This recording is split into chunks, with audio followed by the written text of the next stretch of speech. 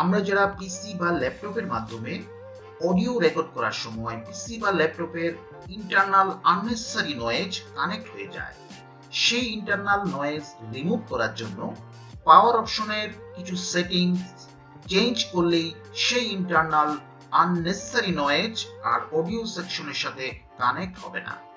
চলুন দেখে নেই সেটিংগুলো কোথায় এবং কিভাবে করব। আমি সার্চ বারে লিখছি পাওয়ার লিখে এডিট পাওয়ার প্ল্যান, এখানে ক্লিক করছি।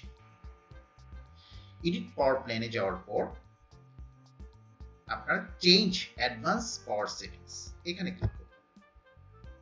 ক্লিক করার পর ব্যালেন্স অ্যাক্টিভ, এখানে এই যে স্লিপের এই যে প্লাস আইকন আছে, এখানে ক্লিক করবেন। ক্লিক করার পর স্লিপ আফটার এই প্লাস আইকনে ক্লিক করবেন।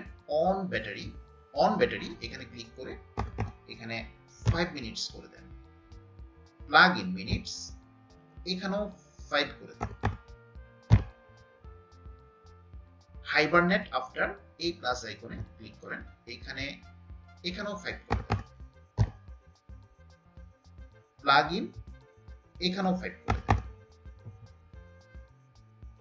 প্রসেসর পাওয়ার ম্যানেজমেন্ট এই প্লাস আইকনে ক্লিক করেন। ক্লিক করে মিনিমাম প্রসেসর স্টেট, আবার প্লাস আইকনে ক্লিক করেন। মিনিমাম প্রসেসর স্টেট এটাও 5% করে দেন। প্লাগ ইন এখানেও আপনি 5% করে দেন।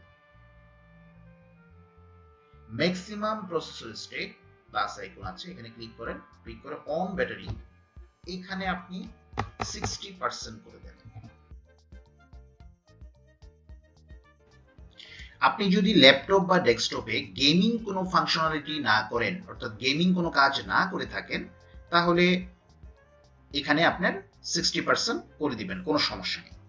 কিন্তু গেমিং কোনো কাজ করলে ল্যাপটপ বা পিসির উপরে প্রেসার বেশি পড়ে, সেক্ষেত্রে আপনি 100ই রাখবেন। সিস্টেম কুলিং পলিসি এই প্লাস আইকনে ক্লিক করে অন ব্যাটারি এটা অ্যাক্টিভ আছে, এটাকে প্যাসিভ করে দেন।